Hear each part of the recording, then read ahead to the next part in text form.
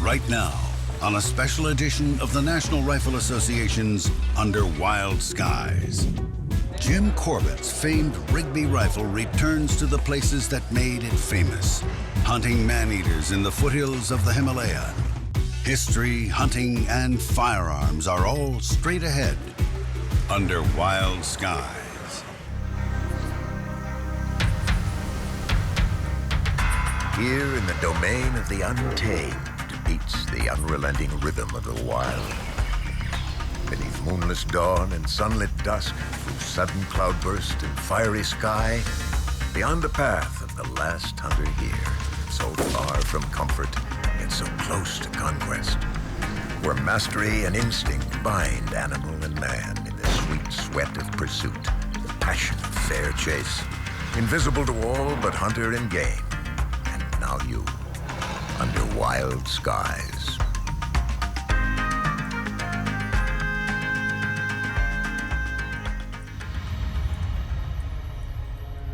As a boy, I read with delight the adventures of Jim Corbett in his pursuit of the man-eating tigers and leopards that roamed the Indian jungle. Hunting alone, often in the pitch black of night, with only a trusted rifle by his side, Jim Corbett's stories thrilled an entire generation of future sportsmen in books and magazines. But it was his ethics as a hunter and his early voice in the fight to conserve India's wild game that made him a standout in the time known as the days of the Raj. Jim Corbett became famous by being the only person around that could shoot a rifle after the first man-eating incident, and subsequently, every time a man-eater that was impossible for most people to collect, they'd dial Jim Corbett up. Jim Corbett is one of my true heroes. He was a British subject born in India, so he grew up hunting the thick forest of India. And he became famous for hunting and killing man-eating tigers and leopard.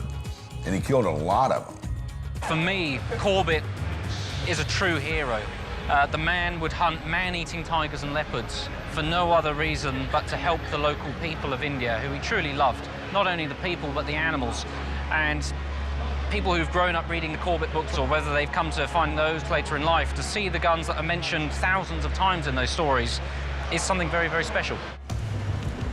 Mark Newton is the managing director of Rigby & Company in London.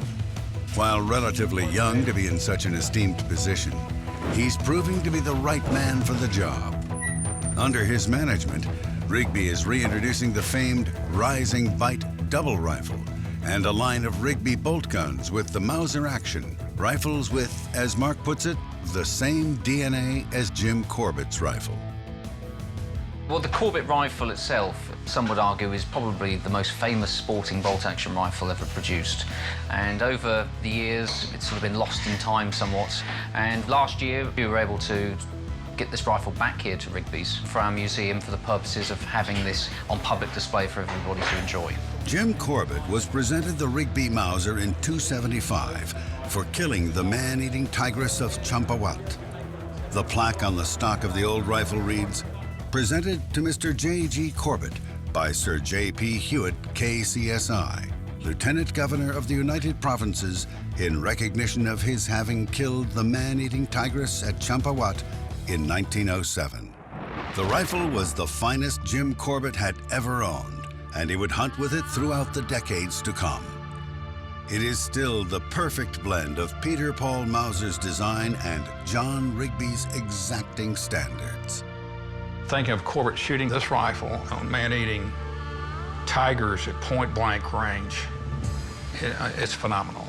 He shot some tigers where that actually was, I believe, singeing the hair on their face. The plan is to return the Rigby to the same grounds where he last carried the rifle. Through his writings and his local fame, and thanks to a group of scholars known as the Corbett Brotherhood, many of the exact locations where Corbett shot his most notorious man-eaters are known. In 2015, John Rigby & Company released a leather-bound 5-volume set of some of Corbett's most famous writings. And the proceeds from the books will go to help preserve India's tigers. So the money we've used from the books will go to help fund anti-poaching in the Jim Corbett National Park in India. At the same time, we've got special permission from the Indian government to take the original rifle. It's a big deal. You can't just walk into India with a rifle. But we're going to take the rifle down there. We're going to visit some of the locations where the man-eaters were shot with that rifle. So this will only happen once. That gun will only once ever go back to India. As soon as anybody else, the Corbett Foundation, various other people found out about the trip, as it was originally called, everybody wanted to come along. And it then became this pilgrimage. When we come back, John Rigby and company build a record-setting rifle. This Rigby is headed to the SCI auction and into the record books. And later, see firsthand the places where Corbett faced down man-eaters. History comes alive under wild skies. The National Rifle Association's Under Wild Skies is brought to you by the NRA, Freedom's Safest Place. By Blaser, Trigger Your Passion. By Kubota Tractor Corporation, we are Kubota, this is what we do. And by Hornady, accurate, deadly, dependable. The National Rifle Association's Under Wild Skies is at John Rigby and Company in London, where Managing Director Mark Newton is preparing for a pilgrimage of sorts. The chance to return Jim Corbett's famed Rigby to India one last time. The story of how Corbett's rifle was acquired by Rigby has many twists and turns, beginning with a letter and an old canvas case sent to the Oxford University Press from Jim Corbett himself. In the letter, he goes on to say, one of our most valued possessions is the .275 rifle presented to me for killing the Champawat tiger in 1907. Further on in the letter, he says that he would like the rifle to live at Amon House, which was their London-based offices. That was 1953. And we then go right the way through to 1977, when the London-based offices moved the rifle out to Oxford. The Oxfordshire Constabulary took a rather dim view of a tiger-killing rifle being kept behind the door of a publishing house. So it was confiscated. And there was talk of it being destroyed, there was talk of it being deactivated, which would have been criminal for such a historic piece. Thank God somebody convinced the police to release it to Rigby's, who were based in Pall Mall at that time. There it disappeared into their storage. I was dusting around in the back of the shop one day in the storage box, and I find a canvas case, and it says on the end of there, Jim Corbett. I think, my God, could this be Jim Corbett's original canvas case? I pull it out, and there's a rifle inside. And I open it up, and I find this, Jim Corbett's original rifle. We made a fair offer for what we felt it was worth, and the rifle then joined us, I suppose, middle of 2015. And it's been with us since then, and we've started this, what we're calling the world tour. With Corbett's rifle and writings thrust back into the limelight by Rigby, it was only fitting they would build a commemorative rifle celebrating one of their most revered customers. It was clear that we had to base a rifle on Jim Corbett's original .275. And the whole thing is absolutely exhibition-grade quality. The wood is grade 11 knockout. The carving and the engraving is done by Jeffrey Linnon, who's our in-house engraver at Rigby's, who has a real passion for engraving wild game onto guns and rifles. And from my heart, I feel it's probably the most elaborate and ambitious Rigby bolt-action rifle project ever undertaken by the company. We're very fortunate to have in our museum the original .275 Rigby rifle carried by Jim Corbett. And we've been able to use this rifle to design and build our new commemorative rifle. And we hope this evening someone will be able to take this great rifle home and enjoy it as much as we have making it. Thank you very much. They built an auction gun for SCI this year. It was based on Corbett killing a man-eating leopard at Rubrapayag. And so this was a very ornate 757. All the engraving were from plates in Corbett's book. Sold it! $250,000! Congratulations. We don't just build rifles, you know, we're building on the back of a heritage, and people want to be part of that, and rightly so. It's a cult brand. So when we donated that rifle, it's off $250,000. It was the new world record at Safari Club, and certainly the most expensive Rigby bolt rifle I'm aware of ever selling. It was important, though, throughout the whole process to remember who Corbett was and what he stood for. He says in his books it will be a very sad day when India loses the tiger. You know, it's this big-hearted gentleman. You know, it's an icon of a nation. So we felt very strong at Rigby's that we needed to raise as much money for Safari Club, of course, which helps various different causes around the world, but then also to reproduce some of Corbett's writings. We produced 275 sets, which were then sold, and we donated all of the proceeds from the sales to the Jim Corbett National Park, and that's what we'll be going to do, you know, very shortly, to donate an anti-poaching vehicle. Next on the National Rifle Association's Under Wild Skies, Jim Corbett's rifle makes the long journey home into the Garhwal Himalaya, the last refuge for tigers on Earth. Under wild skies. Unbelievable to see this.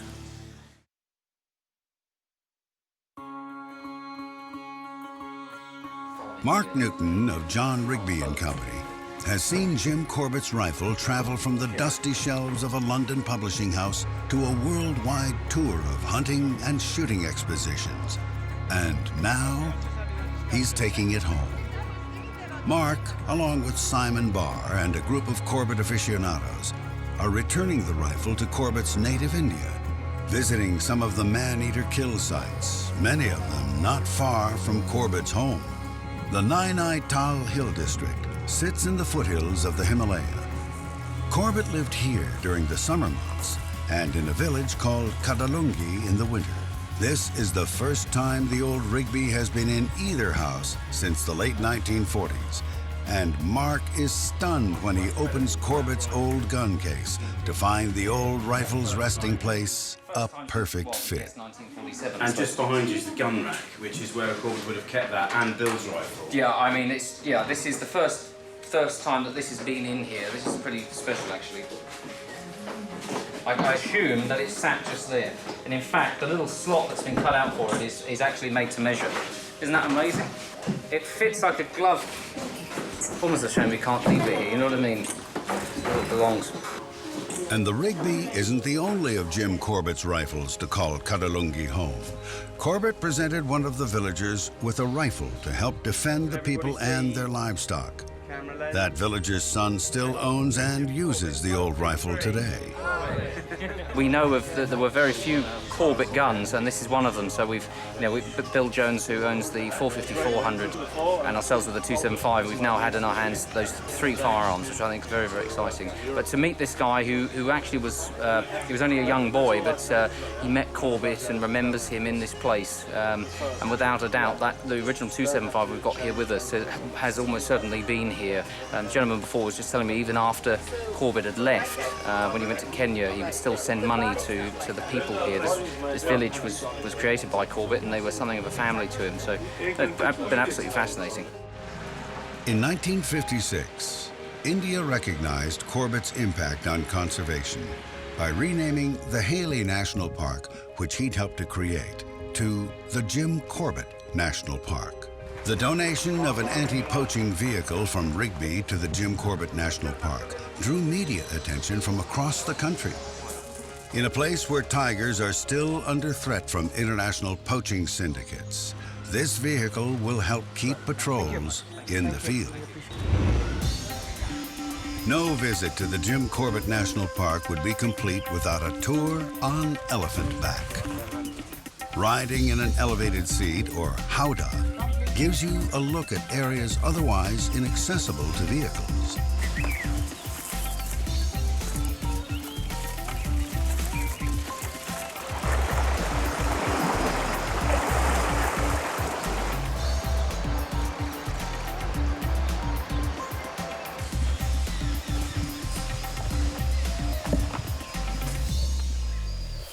Huge tiger. Just a quick glimpse of the tiger from an elephant's back, but a game drive in one of the park vehicles reveals an up-close look at one of India's magnificent cats.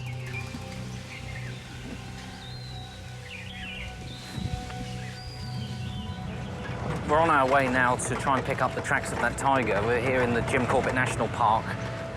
This area in particular, they say there's about 20 tigers, with including cubs.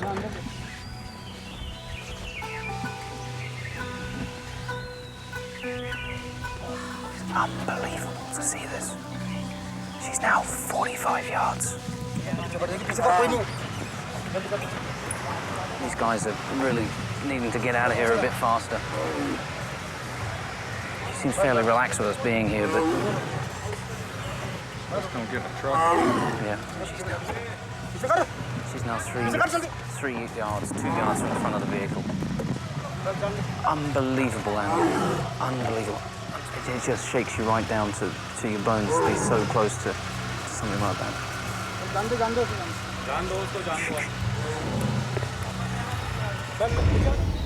Next, on the National Rifle Association's Under Wild Skies, a journey to Rudraprayag, high in the Indian Himalaya, a place where Corbett's name is still revered. Under Wild Skies. The National Rifle Association's Under Wild Skies is brought to you by the NRA, Freedom's Safest Place, by Swarovski Optic, See the Unseen, and by Dallas Safari Club. Let your membership support your passion.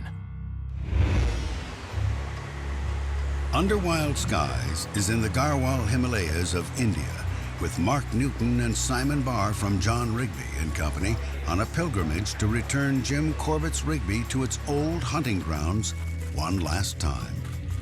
After a tour of the park and some of the locations where Corbett hunted man-eaters, Mark, along with members of the Jim Corbett Brotherhood, embarks on the group's final destination.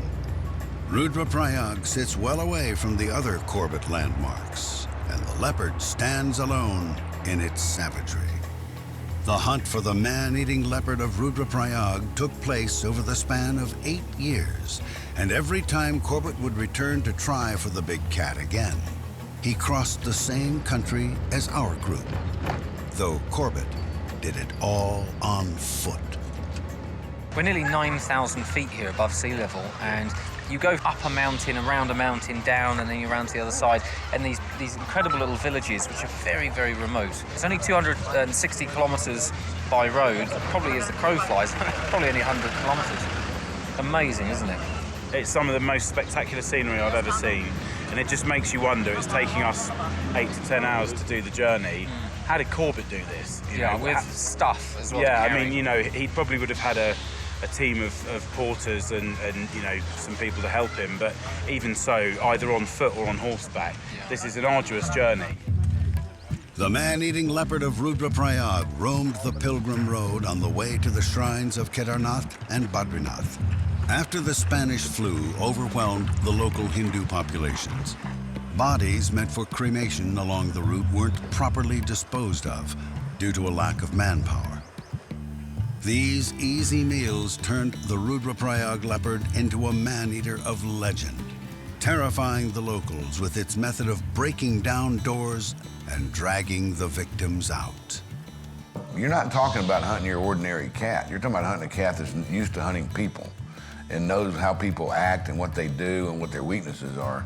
These cats would park themselves outside of a village and just have a field day. And frequently it would take months, if not years, for the government to find somebody to come hunt them. On the pitch-black night of May 2nd, 1926, Jim Corbett sat perched in a mango tree, his 11th night in a row, hoping for one final chance at the Rudraprayag leopard, now responsible for the death of more than 150 people. With the Rigby trained in the direction of a tethered goat and a rudimentary flashlight taped to the gun barrel, Corbett heard the leopard attack the goat and flicked on the light, its battery only giving a brief flash before going dead. But it was enough, and with one shot fired in pitch-black darkness at only 20 feet, the Rudraprayag leopard's 8-year reign of terror came to an end.